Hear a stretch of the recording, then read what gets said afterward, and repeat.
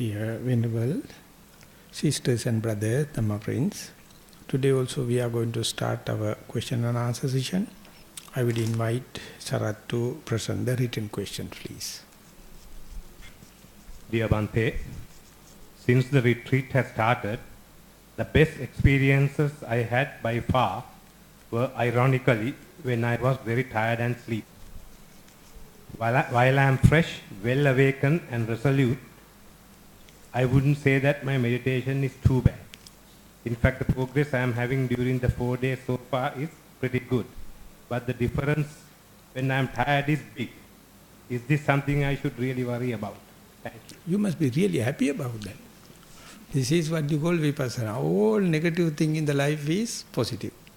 All the positive you see, the resolute and resilience and the vigilance, everything, body is fresh and everything, utterly something wrong. So when everything go for chaotic, full catastrophic living. This is the way the scouting, this is the way monastic life. Scouting also will be very beautiful when you are encountered the wild animals and wildfires and all the kind of thing. Your life is very eventful, exactly there. So you may understand when you are giving best thing to your children, what are you going to give? If you are going to give the comfort, you are killing them. You are killing them. This is not the compassion. You have to give their normal life. Don't create the unwanted suffering. Just ask them to face it. Let all the friends, good friends, just to live. Don't try to go for the luxuries and comfort and kind of thing. Even if you get it, majority even can't afford to it.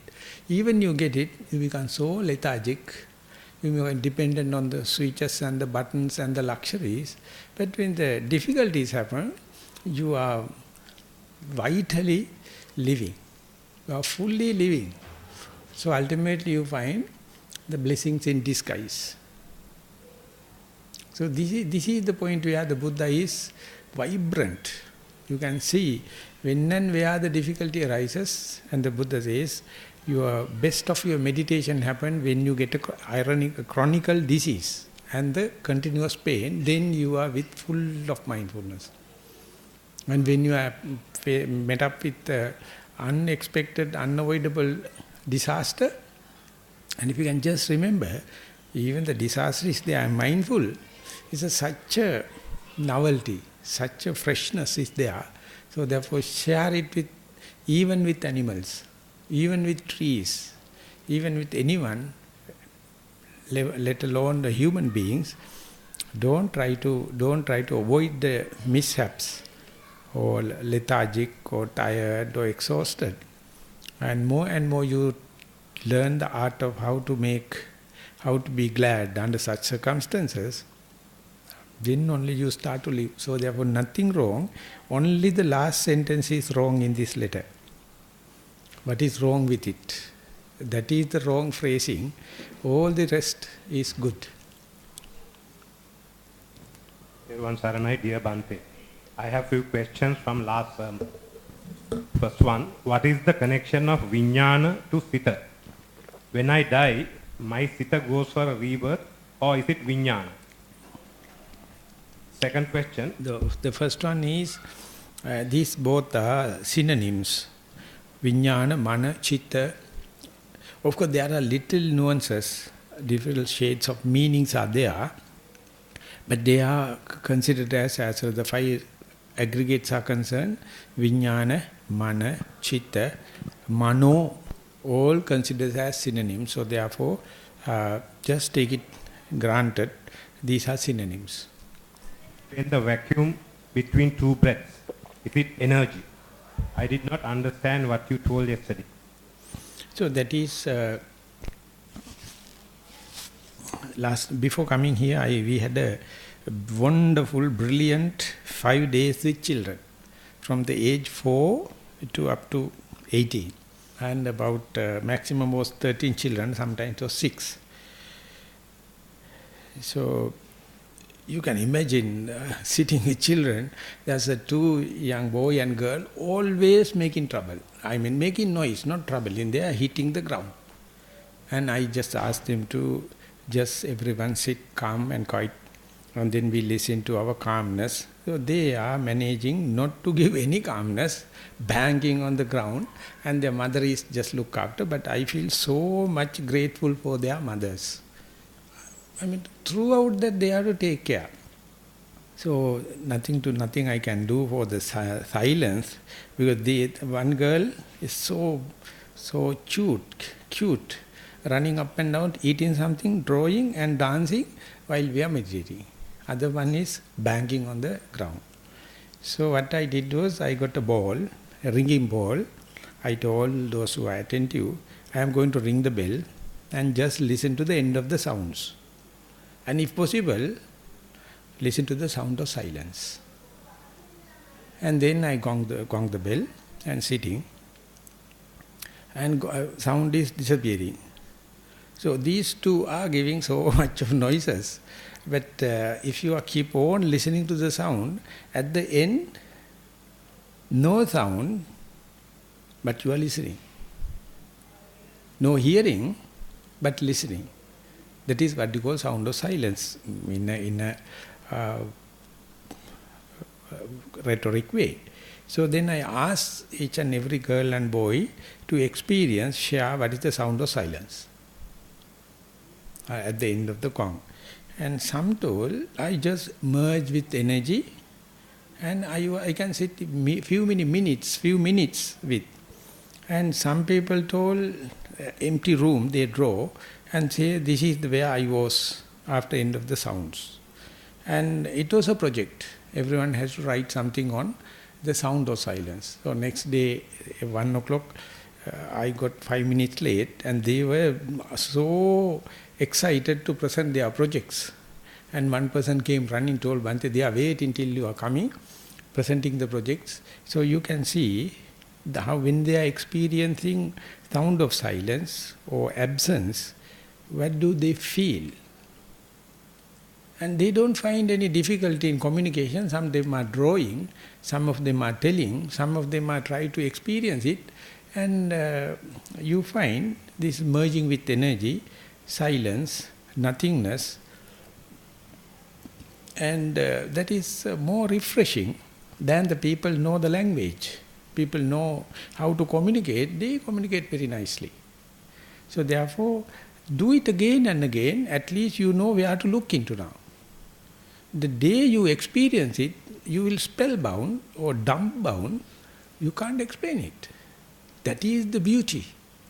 That is the novelty. That's the freshness in your mind. Buddha says, anything you can explain, anything you can give a name, it is filthy. It is rotten. Which is you can't name, which is so fresh, is the one, your middle part. So therefore, between two breaths, just understand, we are doing mindfulness on the breath. Of course, at the beginning to see the middle or gross or most gushing air column. And once that is familiarized, just see the cessation part or arising part. More and more you go there, whatever you have learned about will be a distraction. Even without any learning, if you just know where to advert your mind, where to focus your mind, that is the most important. And then get your own experience, your own explanation, your own under-the-nose experience, then you are really in mindfulness, or you can say you are mindfulness of the in-breath and out-breath. In Sabba Kaya Patisangvedi, Asasissamiti Sikkati, Sabba Kaya Patisangvedi, Passasissamiti Sikkati, you see the whole breath body now. Not only the middle, you learn the art, how to catch the beginning as much as possible, and to go into the dwindling off part, tapering off part as much as possible. And when and where you go there, even you can experience it due to a novelty, due to familiarity, you can't explain it, but more and more you familiarize it, even though you can't explain it, you feel it is completely refreshing. It is completely inalienable and unalloyed. You feel like, why can't I be there? Still one thought moment. And it need no any condiments, any adjustment by itself, it is complete. So the familiarization necessary, and no one can add into something, and even if I try to explain, that will be just a distraction at that moment, because these things will be memorizing at that moment. So therefore, understand that now you know where to focus, and what is the answer. It is unique to yourself. Therefore, practice till you get satisfied answer. That day you may find not only your practice is satisfied, your mind, body, everything will be come up to a kind of a saturation or contentment, and that is very laddha mudhani bhutim bunjamani. It's free of charge for any person. Only the thing is you have to do trial and error effortlessly, relentlessly, without giving up, and definitely one day you are going to experience it. The next one, and same. Does Vijnana carry karma along? Then can Vijnana exist without root? So who is asking this question? Vijnana, or what is the who is the source of this answer? Question.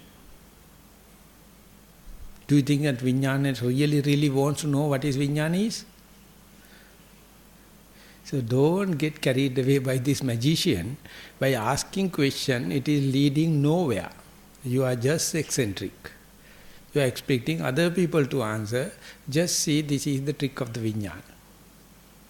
They are making brilliant questions, very, very creative kind of questions, so that you are not here and now.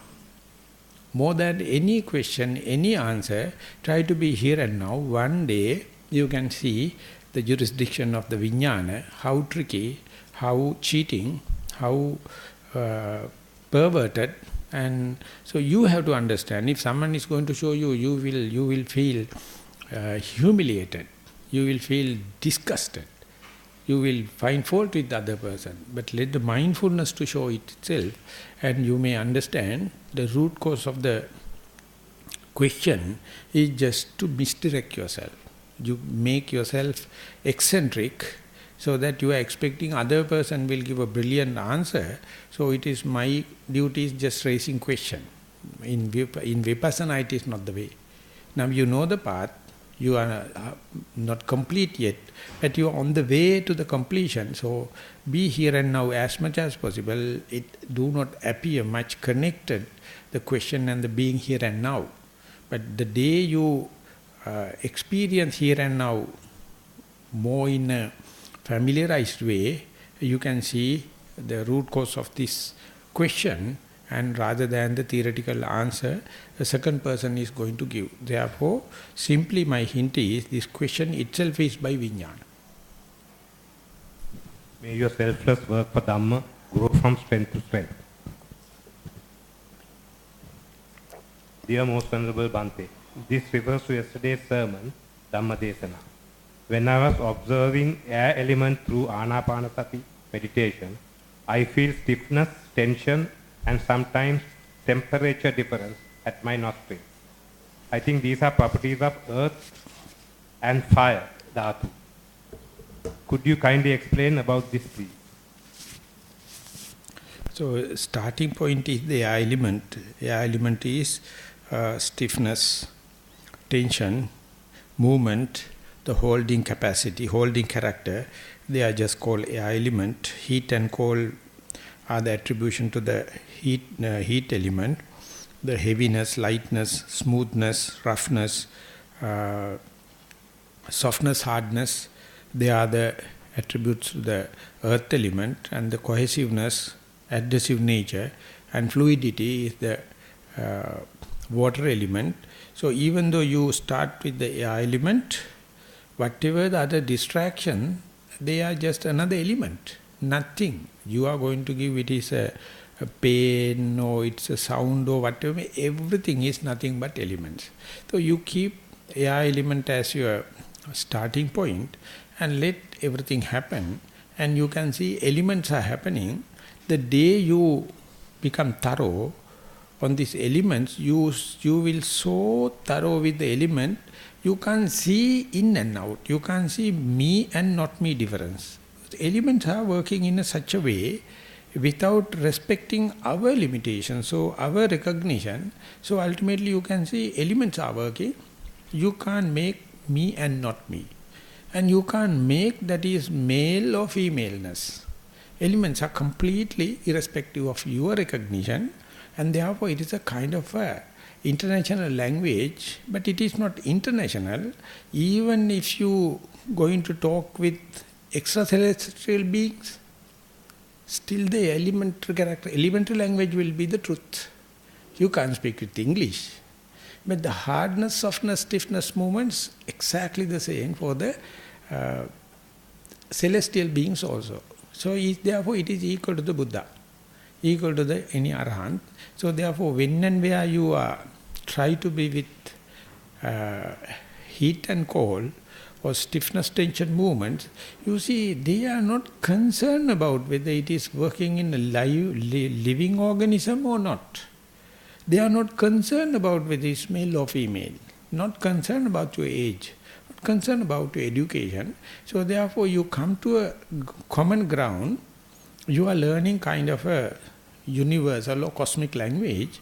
So when and you go there, you find they are simply do not carry any good or bad, just or unjust.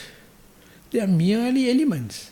You are the person attribute, this is good, this is bad. That is the point where the tension starts. So learn the element, maybe a starting point of the air element, and try to see the whole phenomena is kind of elementary. As last sentence try to see, it is the materiality. That is called corporeality. Whole universe work with these four elements. They have many multivarious facets, but you can reduce everything into these four. And the day you master, see, no in and no out, no me, not self, then you see the elements are working in a huge space. That space always camouflaged. It is hidden because elements are dramatic. This you see whole the drama of the elements, ultimately you will see the space. So that is your next step. After mastering all the elements, you see elements are working in a space. When compared to the volume of the matter, the space is enormously big. Almost elementary characteristic insignificant, that means less than 5%. That is why the Buddha says totality is empty. Totality is sunya. But in the physics they have found matter explain only 4% of the space, 26% dark matter, 70% dark energy. That dark matter and dark energy immeasurable. But without that 96%, you can't explain the totality. But our whole life we are worrying about this 5% or less than 5%. So that is what called the ignorance. More and more you engage with the materiality or for elements, you become so much so ignorant towards the emptiness or dark matter or dark energy, if I am to borrow some terms from the technology. That is the Buddha says, tucca, rita, sunya, nothingness. Emptiness, vacuum. So more and more you learn materiality, ultimately you will push into immaterial part. Just like more and more you learn breath, you will see the beginning and the end of the breath is, with respect to the middle, is a complete different mystical opposite side. So by observing the breath, not only you are learning the air element and the breath, but you are bound to see relativity when there is no breath or when the breath is ceases to exist, breath is arising, how the space, how the emptiness, how the vacuum going to work. So therefore don't develop any phobia, any kind of negative feeling to the cessation part or the beginning part or the space, because the truth may be lying in the space. Even though we are fighting and envious and making so much of defilements on the materiality, truth may not be lying there. Truth may be in the space. You can't go to the space unless otherwise you master the materiality. So therefore mastery is not to become a friend, but to neglect it. I would say negate it, disprove it. Therefore materiality is a null hypothesis. That is what you are going to disprove. That means you are proving the emptiness, you are proving the vacuum, space. So therefore there's a kind of a ambiguity in this practice, so you must have correct perspective, otherwise you will be ever discouraged. More and more you to see the materiality, more and more you find ungovernability, and more and you find you are getting discouraged. Your egotistic idea will be bankrupt. So if you go prepared for that, completely different story. So therefore, the acquaintance with the materiality or elements is pure physics. Pure physics. Those who know physics then can understand it, but it is not for the physics for the sake of physics. To disprove it and go to the space, when you go to the space, you can see you are free from the friction and the materiality problems, and you can go into space that is called least frictional path or comfort zone. So learn more and more when and where the time permits, in sitting, in walking, in day-to-day activities, throughout your day, when and where you become mindful. Dear Most Venerable Bhante, in addition to Mahabhuta, could you kindly explain other Rupa Dhamma? Gandha, Suvandha, Sabda, Rasa, Oja. Sabda is a kind of energy, I suppose. So they are also shades. They have multivarious, only 4 elements, but they have so much of combinations.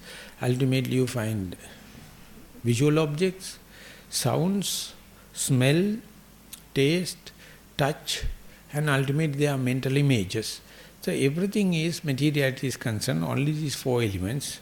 If you are to see relatively or compared to that, space is there. But it is unperceivable. Only you can learn through deductive knowledge. Only you can deduce it by rationalizing and argumenting. So therefore you have to be thorough regarding the materiality that is very fractional, and through that knowledge you can understand this is the space. So that is very radical, very appealing. So someone to be in the space and not to get frightened and to experience the space. So it is also considered as matter, but it is simply, in modern language we call antimatter. It's a shade of the shadow of the matter. Dear Most Venerable Bhante, last few years I am struggling to observe the end point of in-breath and start point of out-breath. Sometimes I feel I am nearly there, but still not successful. Could you be able to provide a useful hint for this, please? You can't go there. I can't go there, because I is a falsified image. If there is I, you are successful, but the Buddha says it is a falsified thing. So therefore your effort itself, it says, with the omniscient knowledge. Buddha claims my knowledge is omniscient because he knows the phenomena right from the beginning to the last end. Then the Buddha says, keep on practicing, one day you also become omniscient. But that is not necessary for your liberation. On the way, halfway, you can liberate, but still you can go there. So, but anyway, it is a Arya Pariyesana. It is called noble quest. You can keep on fighting, and more you put forth effort, little by little you can see advancement. So therefore, don't try to be smart, don't try to accelerate it. Make sure your attention is correct way.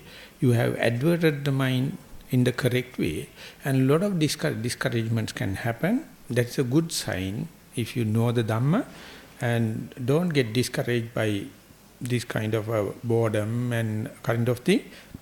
While you are practicing, you see you are completely against the grain. Rest of the world is always going along the grain. You are against the grain, so therefore you feel like odd for your rationality as well as from the other's point of view.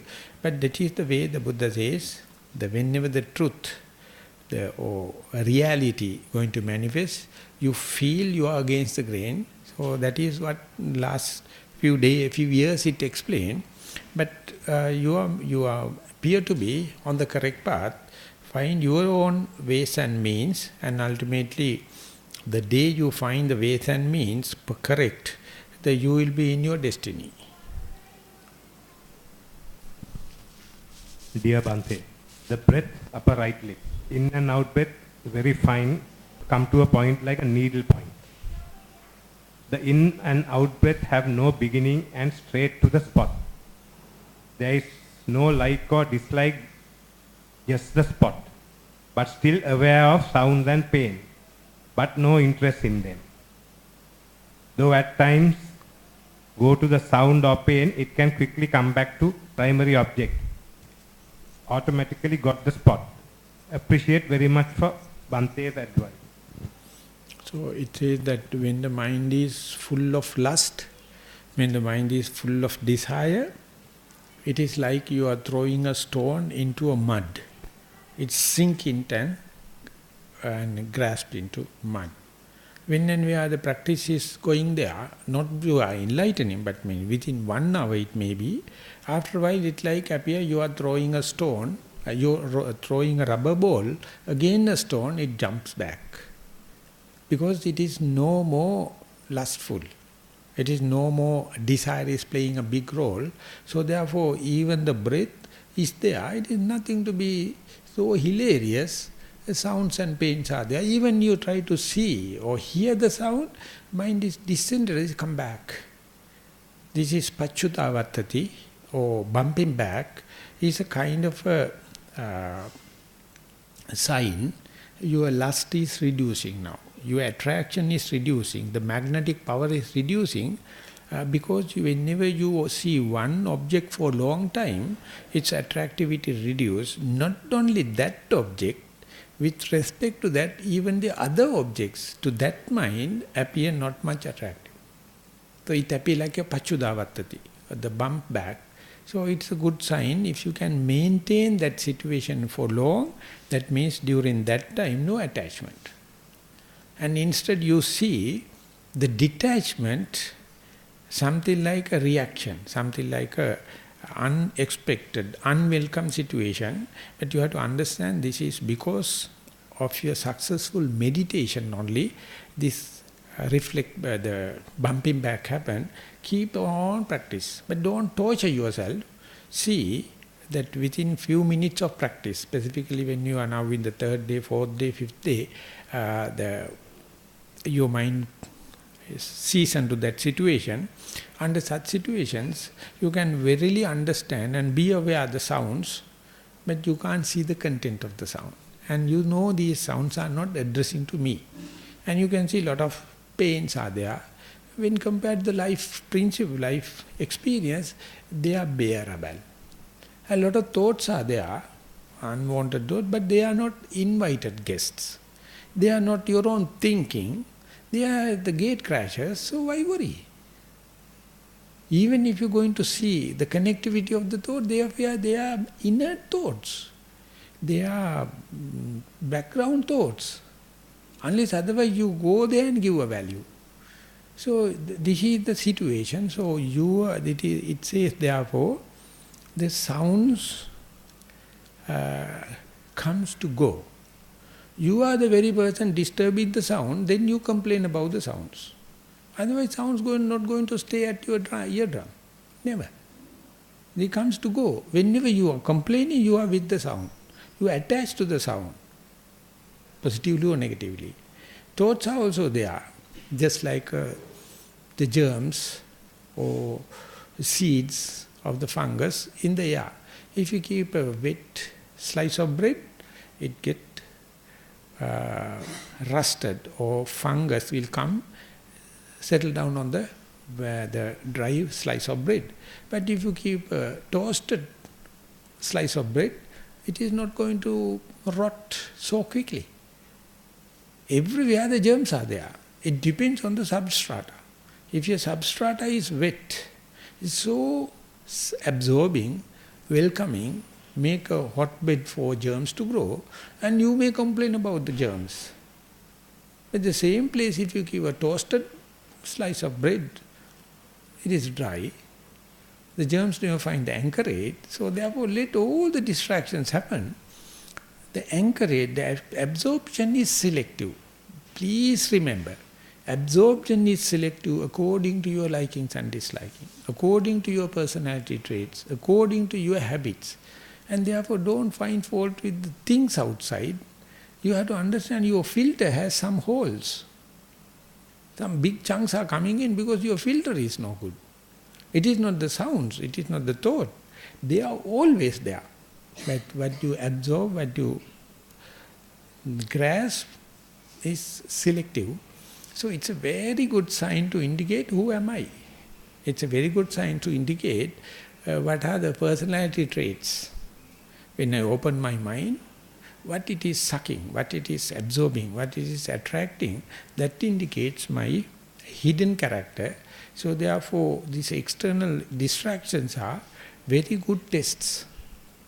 If you know how to make use it, instead of making complaint and making fighting and reacting with them, but don't invite them, don't create them.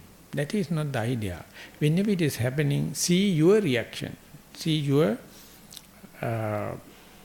relationship with them, and that is up to you. No one can do it. So therefore, whenever the breath becomes subtle, and if you appreciate it, please remember, if you appreciate it, you find all the things just bounce back.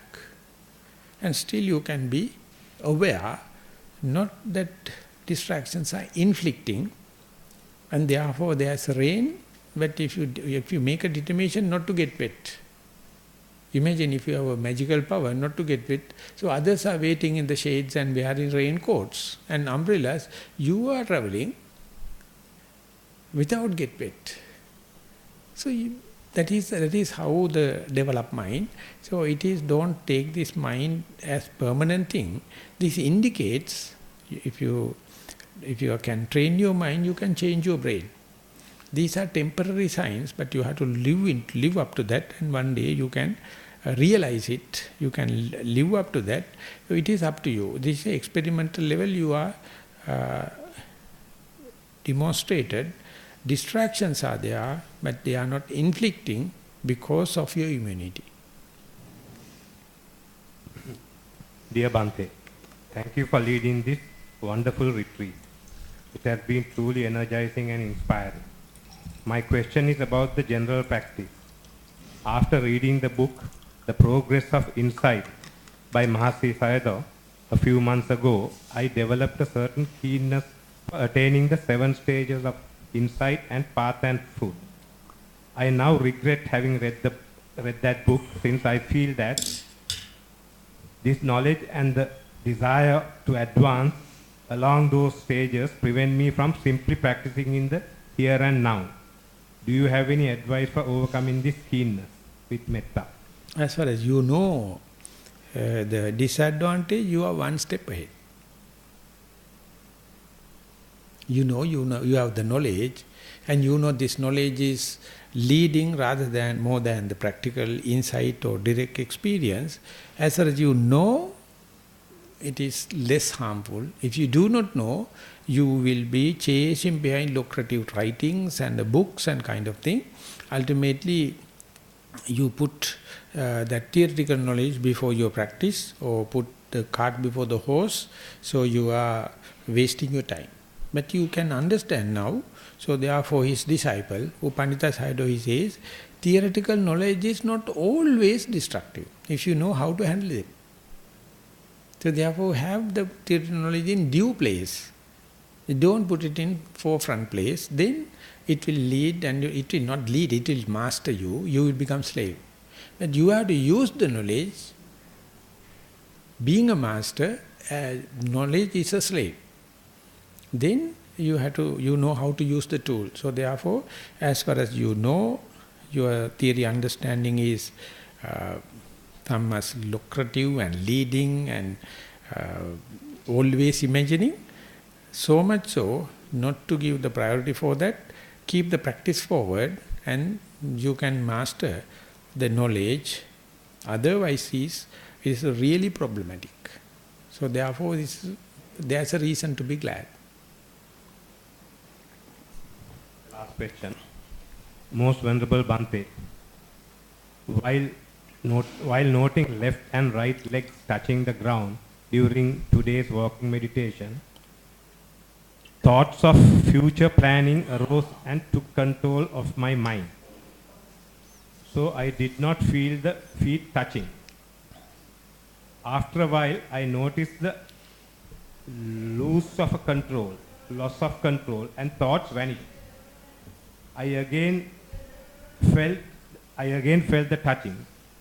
This repeated several times as a cycle process. Please advise what to do when such phenomena happen. So this indicates one donkey at a time. That means even though we have 6 senses, even they have full of external objects, or the eye, visual objects are there, ear, sounds are there always, nose, smell, mouth, tongue and the taste, and the bodily tactile sensation and the ground, and the mind matter. So when and where bodily tactile sensitivities touch with the ground, then you can feel the hardness, stiffness, tension, movements, the leg. Whenever the mind is with the mental objects, you immediately cut off this. So it's a very clear indication, only one thing at a time. So therefore, even though yourself is made out of 6 faculties, even though your foolishness indicate all the faculties are running, if you eliminate and try to follow one aspect, then you can see when it is working, all others are completely suppressed, dominated, they are not making any sense. Let by accident the channel change into visual objects or thinking, then you can see the touch is completely out of this thing. So therefore, even though 6 doors are there to torture you, only one door is torturing at a time. And all the other 5 factors or other 5 faculties are already enlightened. You don't know. If you know that itself, you get 6 out of 5, you are already enlightened. It's worth throwing a party. Without any meditation, you are 6 out of 5, you already enlightened. You don't know. You know only the inflicting side. You know only the suffering side. You know only the torturing side, and making stories and fabrication. And Buddha says, shut up your mouth. Be aware. By knowing the leg, you forget about the mental aspect. By knowing the mental aspect, you forget about the leg. It's a 1-to-1 relationship. Need no any big laboratory. Need no much of long time of practice too. But you must have radical reflection. When the leg is going to make impingement, mind is benumbed. When the mind is going to make the drama and daydreaming and fantasizing and storytelling and fabrication, the leg becomes paralyzed. So put it in this way, only out of 6, only one faculty is torturing you, burning you. Your foolishness is always engaged there. But you don't know, other 5 already enlightened. Just try to be aware. When I am breathing, occasionally sounds come and go, occasionally thoughts come and go, pains come and go in sitting, and whenever they are there, breathing is no more. You don't know. You don't know. In walking, Whenever you are seeing something, you are no more in the leg. So therefore, of course it is lack of governability. But the thing is, out of 5 faculties are already enlightened. I mean, what a kind of a joy. How to throw parties? By simple understanding. And the Buddha says, on top of that, if you know this is the only torturing part, and that is also under the light of mindfulness, and that all the other 5 is no more problem, no friction, you are in the comfort zone, okay. And this is also, bookkeeping is there, under the light of mindfulness. So the situation is under control. Whatever may be the channel. I don't know whether I am confusing you people or it's such a clear thing. And mind you that in Sri Lanka, I don't know how many channels in the television now. At that time there were 5 or 6 channels when I was about to ordain. Can you imagine when you open one channel, maybe Sinhalese channel, meanwhile you can't listen bullshit in the English channel. That is gone. Nonsense in the English channel, no, only you are listening to the Sinhala, that can manage to defile you. And you are so engrossed, so you are so mentally proliferating upon that. Storytelling, fabrication, only or the defiled one. Imagine all the rest free. Whenever yogi comes to know that shifting of the channels from the physical to the visual or the sounds and kind, exactly the same throughout the humanity. Throughout the humanity, it's a birthright. So talk about the benumbed part, which is not giving any experience, because these things, these tangible objects are intangible at that time, unperceivable at that time, not due to your meditation. Not due to meditation, but due to the knowledge of the Buddha. So you see, the Buddha says, out of the whole responsibility of take care about the 6 faculties, I am going to tell, only be aware of the faculty which is making defilements and take into grant all the other 5, nothing to worry. So therefore, there is so much of positive thinking. Positive thing you have to understand, it happened only in mishaps. You will come to know only through mishaps. When you are completely throughout in the walking meditation, you will never understand this reciprocality and this relativity. And Buddha make you this all the mishaps and give the explanation. Be aware, when and where you are distracted by one, all the other 5 gone. No problem, no defilement. So be aware of that.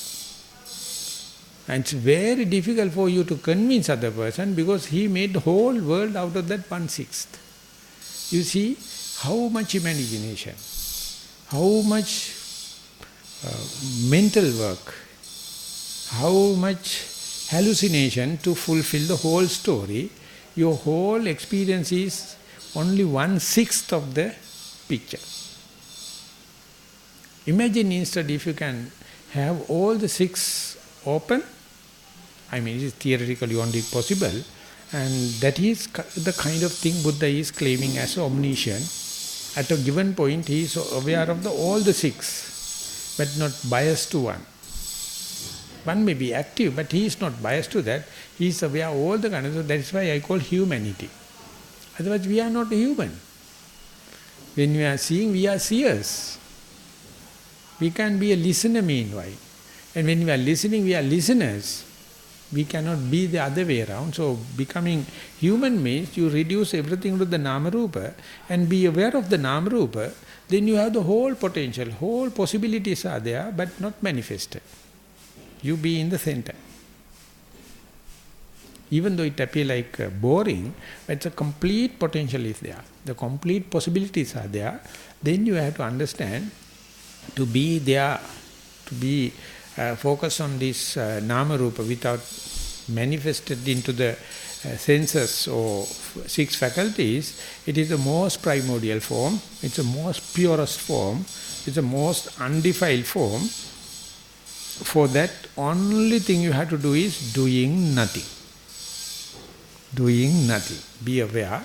Don't let the volitional, willful activities take you for a ride. Just be aware. So you have to deny yourself. You have to deny your conceit. You have to deny your desire. It is called disclaimer or disavow. Just observe. Very difficult, even though it is easy to explain by words, but its experience is the same. Difficult because so conditioned. So much we are educated and misled. We have lost our innocence. Whenever you become innocent, things are very beautiful. Okay, now almost 1 hour. So we are going to have 1 hour of walking meditation, and we'll gather here for another sitting meditation at 3 o'clock. So with that statement, we are going to sum up the question and answer session. Thank you very much for your participation.